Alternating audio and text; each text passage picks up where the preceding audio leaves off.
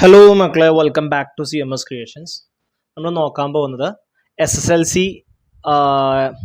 First ചാപ്റ്ററിൽ arithmetic sequence അഥവാ ഈ വർഷം മുതൽ 2025 മുതൽ നമ്മുടെ സ്റ്റേറ്റ് സിലബസ് 10ാം ക്ലാസ്സിലെ ടെക്സ്റ്റ് ബുക്കുകൾ ചേഞ്ച് ആയിട്ടുണ്ട്.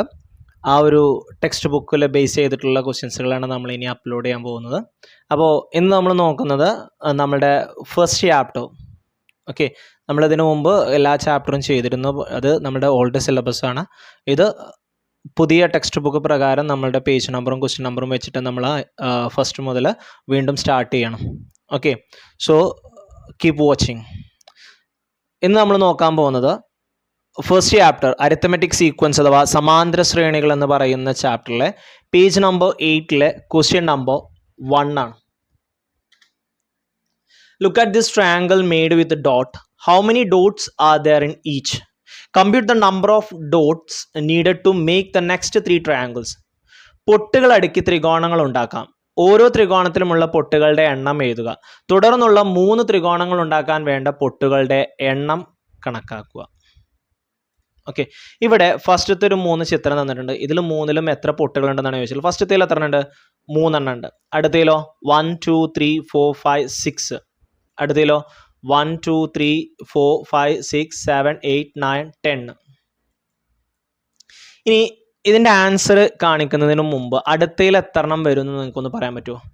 നോക്കിയേ, 3ലേക്ക് 3 കൂട്ടിയപ്പോൾ 6, 6ലേക്ക് 4 കൂട്ടിയപ്പോൾ 10, ഇനി 10ലേക്ക് 5 കൂട്ടിയപ്പോൾ 15, 15ലേക്ക് 6 കൂട്ടിയപ്പോൾ 21, 21ലേക്ക് 7 കൂട്ടിയപ്പോൾ 28. ഇതായിരിക്കും അടുത്ത 3 ട്രയാങ്കിൾസ് ഫോം ചെയ്യാൻ ആവശ്യമായ ഡോട്ടുകളുടെ അല്ലെങ്കിൽ പൊട്ടുകളുടെ എണ്ണം എന്ന് പറയുന്നത്. ഓക്കെ, 3 6 10 ആണ്. അടുത്ത 15 വരും, പിന്നെ 21 വരും, പിന്നെ 28 വരും.